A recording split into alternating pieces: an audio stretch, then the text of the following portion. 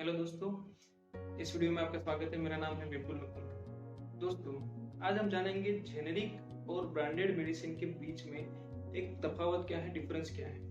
दोस्तों, आप कभी भी कहीं पे भी मेडिकल स्टोर पे या फिर कोई हॉस्पिटल में आप दवाई लेने जाएंगे तो आपको कुछ ना कुछ दवाई देंगे, लिख के देंगे डॉक्टर, या फिर आप अपने आप से मेडिकल स्टोर पे जाके लेते होंगे। तो आपके दिमाग में सबसे पहले क्वेश्चन ये आता होगा कि यार, इस दवाई में मुझे खर्चा कितने आने वाले हैं। तो ये जो सवाल है उसका जवाब इसी वीडियो में छुपा है। दोस्तों, आज हम जानेंगे कि जेनेरिक मेडिसिन क्या है और ब्रांडेड मेडिसिन क्या है, उन दोनों के बीच में तफावत क्या है, हमें कौन सी दवाई लेनी चाहिए, ब्रांडेड अच्छी है या फिर जेनेरिक मेडिसिन अच्छी है, हमें कौन सी सस्ते दामों में हमारे पॉकेट का एक्सपेंडिचर जो है वो कौन सी दवाई है वो कम कर सकती है। तो सबसे पहले शुरुआत करेंगे हम ब्रांडेड मेडिसिन से। कोरोना काल में एक सबसे ज्यादा यूज होने वाले एक एंटीबायोटिक है जिसका नाम है एजिथ्रोमाइसिन। एजिथ्रोमाइसिन का नाम आप सबने सुना होगा। तो दोस्तों, उसी का एग्जांपल लेके हम समझेंगे कि जेनेरिक मेडिसिन क्या है और ब्रांडेड मेडिसिन क्या है। ये सबसे पहले जो है उसमें सिर्फ उसका नाम लिखा है एजिथ्रोमाइसिन 500 mg, और दूसरा जो है वो है यहाँ पे नीचे लिखा है, ये देखो वहां पे ये लिखा है एजिथ्रोमाइसिन का जो ब्रांड नेम है जीथ्रोमैक्स करके लिखा है। तो जीथ्रोमैक्स जो है वहां पे वो उसका ब्रांड नेम है, और नीचे छोटे अक्षरों में लिखा होगा एजिथ्रोमाइसिन 500 mg।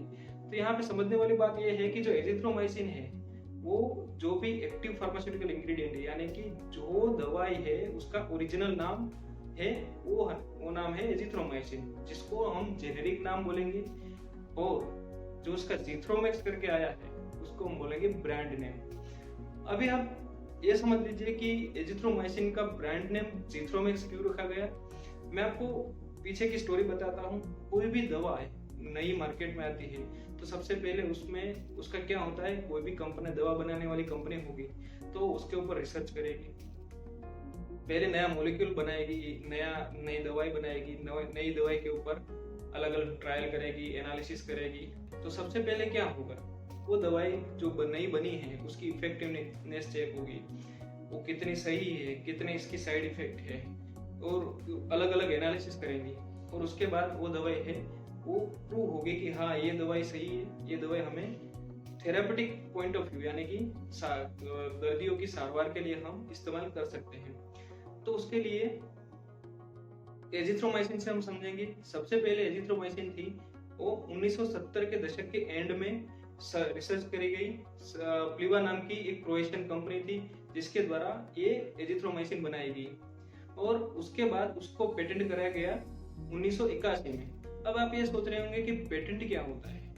जब भी कोई नई दवा बनती है, नया कोई भी चीज बनती है, दवाई नहीं, ये सब में लागू होता है कि जब भी कोई नई चीज बनती है और वो उसका यूज सब लोग कर सकते हैं, तो वैसी चीज में जो इनोवेटर है यानी कि जो जिसने इसका रिसर्च करके ये बनाया है तो उसको कुछ लाभ मिले, उसके हिसाब से सभी वर्ल्ड वाइड एक पेटेंट फाइलिंग कराया जाता है, जिसमें जो भी इनोवेटर है उस कंपनी को या फिर उस व्यक्ति को वो जो इनोवेशन जो है उसका इस्तेमाल करने का और उसको बेचने का एक्सक्लूसिव राइट मिलता है। और एक्सक्लूसिव राइट कुछ समय तक मिलता है, जैसे कि दवाई के केस में 20 से या 25 साल तक का उसको एक्सक्लूसिव राइट मिलता है कि तब तक सिर्फ वही कंपनी बना के मैन्युफैक्चर करके उसको सेल करेगी, जिससे क्या होगा कि उसकी जो दवाई जो बनाई है उस दवाई में जो खर्चा हुआ होगा, रिसर्च का खर्चा हुआ होगा, जो उसकी टीम है उसके ऊपर जो खर्चा हुआ होगा,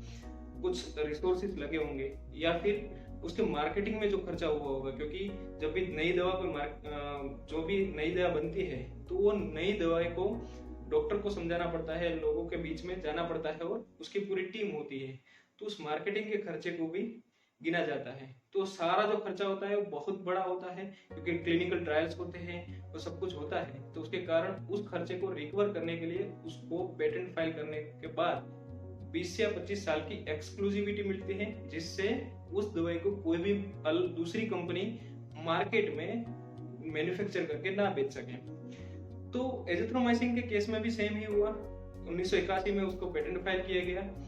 उसी टाइम पे यूएस की एक फार्माजाइंट फाइजर नाम की कंपनी थी जिसमें वो पेटेंट का डेटाबेस जो सर्च कर रही थी यूएस में, तो उसे पता चला कि प्लीवा नामक एक कंपनी ने एक एजिथ्रोमाइसिन नामक एक मॉलिक्यूल बनाया है और उसको उसने पेटेंट फाइल किया है। तो उसने जो पूरा देखा तो उसके साइंटिस्टों को ऐसा लगा कि ये जो दवाई है उसमें थेरापेटिक पोटेंशियल यानी कि स्वास्थ्य के लिए, लोगों के स्वास्थ्य के लिए बहुत काम आ सकती है, साथ ही साथ उसमें पैसे का भी कमाई अच्छी हो सकती है। तो उन्होंने सोचा कि चलो हम ये दवाई जो है उसका प्लीवा के साथ टाई अप कर लेते हैं और ये दवा हम भी बेचते हैं, ऐसा चल सकता है। तो फाइजर ने प्लीवा के साथ एक एग्रीमेंट किया और दोनों मिलके इस दवा को मैन्युफैक्चर करके मार्केट में बेच सकते हैं, ऐसा एग्रीमेंट हुआ, जिसमें ये एग्रीमेंट के तहत सेंट्रल और ईस्टर्न यूरोप में सिर्फ प्लीवा ही सुमामेड करके, ब्रांड नेम सुमामेड है, वैसा करके एजिथ्रोमाइसिन को बेचेगी और वर्ल्ड के बाकी के भागों में फाइजर है वो अपनी एजिथ्रोमाइसिन की जीथ्रोमैक्स करके ब्रांड नेम करके वो बेचेगी। यहाँ पे गौर करने वाली बात है कि दोनों ने अपना अपना ब्रांड नेम अलग रखा, क्योंकि दोनों कंपनी एजिथ्रोमाइसिन ही बेच रही थी, लेकिन ये अलग पहचान बने इसके लिए दोनों ने उसका खुद का ब्रांड नेम बनाया और अलग अलग रीजन में, वर्ल्ड के अलग अलग रीजन में उसको बेचना चालू किया। जो पेटेंट था एजिथ्रोमाइसिन का वो 2005 यानी कि 2005 तक चला और 2005 में इसका पेटेंट एक्सपायर हुआ। और जब भी किसी भी दवाई का पेटेंट एक्सपायर होता है तो दुनिया की सभी जो कंपनियां हैं वो सोचती है कि चलो हम भी इसके जेनेरिक वर्जन बना के इसको बेचें, क्योंकि उसमें भी पैसों के मामले में उसको फायदा हो सकता है। तो यहाँ पे गौर करने वाली बात है कि जो भी जेनेरिक दवाई बनाएगी जो भी कंपनी, उसको ना तो रिसर्च करना पड़ेगा, ना उसके ऊपर खर्चा करना पड़ेगा, ना अलग से सेपरेटली कोई ऐसी मार्केटिंग टीम बनानी पड़ेगी जिससे उस दवाई का नए सिरे से प्रचार कर सके, ना भी उसकी साइड इफेक्ट ऑलरेडी मार्केट में आई है तो ऑलरेडी उसकी साइड इफेक्ट वहां से पता ही होगी, वो दवा कितनी इफेक्टिव है वो भी पता होगी। तो कुल मिला के देखा जाए तो उसको ज्यादा कुछ खर्चा करना नहीं पड़ेगा। तो जो जेनेरिक मेडिसिन जो बनाने वाली जो कंपनियां हैं वो क्या करेगी, उसको बहुत कम दामों में मार्केट में उतारेगी और मार्केट में बेचना चालू करेगी। तो क्या होगा, जो ब्रांडेड मेडिसिन है उसकी जो बिक्री है वो कम होती जाएगी और उसका प्रॉफिट भी कम होता जाएगा। लेकिन अभी पिछले जो 20 या 25 सालों में जितना भी उसने एक्सक्लूसिविटी राइट लिया था, जिसके कारण उसको बहुत अच्छा मुनाफा मिल सकता है। तो दोस्तों आप समझ ही गए होंगे कि ब्रांडेड मेडिसिन इतनी महंगी क्यों आती है और जेनेरिक मेडिसिन इतनी सस्ती क्यों आती है, ये आप समझ ही गए होंगे। क्योंकि उनको कोई जेनेरिक मेडिसिन के मैन्युफैक्चरर को कुछ ज्यादा खर्चा करना नहीं है, सिर्फ बनाया बनाया फॉर्मूला है, उसके तहत उसको बनाना है और उसको बेचना है।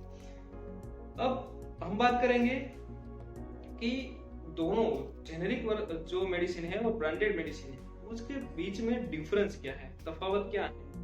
तो सबसे पहले उसका एक्टिव इंग्रेडिएंट यानी कि मेन दवाई जिसके द्वारा तारवार के असर होने वाले हैं वो क्या, उसमें क्या तफावत है। तो उसमें कोई भी तफावत नहीं होता। एजिथ्रोमाइसिन 500 mg 500 mg की एजिथ्रोमाइसिन ब्रांडेड मेडिसिन में भी 500 mg ही होगी, जेनेरिक मेडिसिन में भी उसका एक्टिव इंग्रेडिएंट एजिथ्रोमाइसिन ही होगा।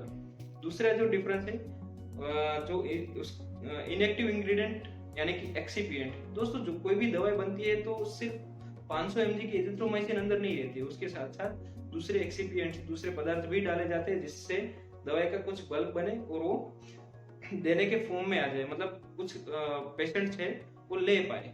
जैसे कि इस एजिथ्रोमाइसिन टेबलेट फॉर्म में बनाएगी और 500 mg के अलावा कुछ अलग 3 एक्टिव इंग्रेडिएंट होंगे जिसका थेरापेटिक इफेक्ट में कोई रोल नहीं होता, सिर्फ वो कैरियर का माध्यम बनते हैं, यानी कि दवाई को शरीर में पहुंचाने का माध्यम बनते हैं। तो जो भी ब्रांडेड मेडिसिन होगी वो tested and approved by FDA होगी, यानी कि उसको पहले से अप्रूव किया गया होगा और वैसे इनएक्टिव इंग्रेडिएंट उसमें यूज हुए होंगे।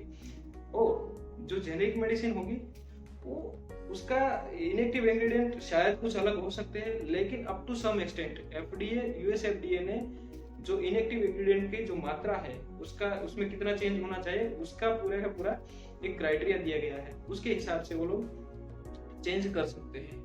अब बात करते हैं रूट्स ऑफ एडमिनिस्ट्रेशन, यानी कि दवाई किस तरीके से ली जा सकती है। मुंह से पानी के साथ लेनी चाहिए, इंजेक्शन के साथ, सिरप में, एक कैसे किस तरह से लेनी चाहिए। तो दोनों में उसमें कोई डिफरेंस नहीं होगा। अगर जो ब्रांडेड मेडिसिन है वो मुंह से पानी के साथ लेनी है तो जेनेरिक मेडिसिन भी वैसी ही होती है, मुंह से पानी के साथ ही लेनी है, ओरल एडमिनिस्ट्रेशन ही होता है। अब बात करेंगे उसकी स्ट्रेंथ एंड डोज की, यानी कि अगर ये 500 mg ब्रांडेड मेडिसिन में बिकती है तो एजिथ्रोमाइसिन जेनेरिक में भी 500 mg में ही अवेलेबल होगी। साथ ही साथ उसकी सेफ्टी एंड एफिकेसी है वो कितनी डिफरेंट होगी, तो उसमें कोई ज्यादा फर्क नहीं होता, ऑलमोस्ट सेम ही होती है, क्योंकि सब कुछ तो सेम ही है। उसका एक्टिव इंग्रेडिएंट सेम है, इनएक्टिव इंग्रेडिएंट भी up to some extent same ही होते हैं, सिर्फ कलर का चेंज होता है या फिर शेप का चेंज होता है, वो सब चेंज होता है, लेकिन उससे कोई फर्क नहीं पड़ता है। उसका अपीयरेंस है उसमें थोड़ा डिफरेंस आएगा, क्योंकि कलर अलग होंगे, उसका शेप अलग होगा, तो उसके कारण उसका थोड़ा ज्यादा डिफरेंस आ सकता है, बाकी वो सेम ही होगी। अब बात करते हैं प्राइस की। तो जैसे हमने डिस्कस किया दोस्तों, ब्रांडेड मेडिसिन है वो थोड़ी महंगी रहेगी, क्योंकि उसने खुद ने इनोवेट किया है, उसके ऊपर रिसर्च किया है, और जो जेनेरिक मेडिसिन है उसकी प्राइस बहुत नीचे रहेगी। उसका कारण है उसके पेटेंट जो होते हैं ब्रांडेड मेडिसिन में वो पेटेंट के द्वारा प्रोटेक्टेड होती है, जिसके कारण उसका प्राइस हाई रहता है। जब तक वो पेटेंट एक्सपायर नहीं होते तब तक जेनेरिक मेडिसिन उसकी बना नहीं सकते। तो ये मेन डिफरेंस हो गए ब्रांडेड वर्सेस जेनेरिक मेडिसिन में। दोस्तों, आपके कुछ सवालों के जवाब आपको मिल गए होंगे कि ब्रांडेड मेडिसिन और जेनेरिक मेडिसिन में क्या तफावत है। यहाँ पे एक गौर करने वाली बात है कि ये जो मैंने जो सिनेरियो बताया है वो पूरा का पूरा आइडियल सिनेरियो है, जो डेवलप्ड कंट्री जैसे कि यूएस हो गया, कनाडा हो गया, यूरोप हो गया, उसमें ये चलता है। लेकिन इंडिया में ये कुछ सिनेरियो अलग है। दोस्तों, यहाँ पे जो भी इनोवेशन जो होता है वो दवाई का इनोवेशन बहुत कम होता है। जो भी इनोवेटर कंपनीज है वो अपनी इनोवेशन की दवाइयाँ बेच सकती है, ब्रांडेड मेडिसिन बिकती है, लेकिन सबसे ज्यादा जो बिकती है वो जेनेरिक मेडिसिन बिकती है। क्यों? क्योंकि यहाँ पे ब्रांडेड मेडिसिन का मतलब कुछ अलग ही है। जो भी कंपनी, जो सपोज हम यहाँ पे एग्जांपल ले रहे हैं एजिथ्रोमाइसिन का, तो एजिथ्रोमाइसिन की जो भी जेनेरिक मेडिसिन होगी उसमें जेनेरिक मेडिसिन में उसका नाम एजिथ्रोमाइसिन 500 mg ही लिखा होना चाहिए। लेकिन यहाँ की कंपनियां क्या करती हैं, उसका नाम एजिथ्रोमाइसिन 500 mg लिखने के बजाय वो उसका खुद का ब्रांड नेम बनाती है। जैसे कि हम देखें कि एजिथ्रोमाइसिन जो सिप्ला की मिलती है उसका नाम एजीसीप है, जो एलेम्बिक की मिलती है उसका नाम एजिथ्राल है। तो अलग अलग कंपनीज की जो दवाइयां मिलती है तो उसका खुद का ब्रांड नेम वो लोग बनाते हैं। तो यहाँ पे एक मिसकंसेप्शन है कि ब्रांडेड मेडिसिन नहीं, ऐसा कुछ नहीं है, वो ब्रांडेड नहीं है वो, क्योंकि ये कोई भी कंपनियों ने उसको इनोवेट नहीं किया है। वो जो ऑलरेडी फॉर्मुलेटेड थी, ऑलरेडी रिसर्च थी, वही दवाइयों को रीफॉर्मुलेट करके या फिर अलग मतलब वही फॉर्मूला का यूज करके वो सेम डोजेस फॉर्म में सेम तरीके से जेनेरिक दवा बनाती है और उसको खुद का ब्रांड का नेम देके बेचती है। तो बहुत कंफ्यूजन होने की पूरी संभावना है। मैं आपको ये दोनों के बीच में डिफरेंस क्या है वो दिखाया है मैंने आपको। तो आपको अगर ऐसा लगे कि भाई हाँ हमें पता करना हो कि इसमें ये ब्रांडेड है या फिर जेनेरिक है, तो सबसे पहला उसका तरीका है कि आप गूगल में जाइए, गूगल आपको सब कुछ बता देगा कि उसका पेटेंट कब इसका एक्सपायर होगा, इसका पेटेंटेड है कि नहीं है, ये ब्रांडेड है, जेनेरिक है। तो आज की टेक्नोलॉजी के युग में ये सब कुछ संभव है। दूसरी बात, जो भी ब्रांडेड मेडिसिन होती है वो सिंगल एक ही मॉलिक्यूल उसमें होता है, मतलब एक ही एक्टिव इंग्रेडिएंट होता है, और जो जेनेरिक मेडिसिन होती है वो अलग अलग जो दवाई होती है उनको मिक्स करके बनाती है। जैसे कि हम एग्जांपल लेते हैं कि पैरासीटामोल और डाइक्लोफेनेक की कॉम्बिनेशन मार्केट में बहुत ज्यादा अवेलेबल है। आइबुप्रोफेन पैरासीटामोल का बहुत ज्यादा अवेलेबल है मार्केट में कॉम्बिनेशन। मोस्ट ऑफली वैसी कॉम्बिनेशन वाली दवाइयाँ जो होती हैं वो जेनेरिक मेडिसिन ही होती है, तो आपको पता चल जाएगा कि ये जेनेरिक मेडिसिन है।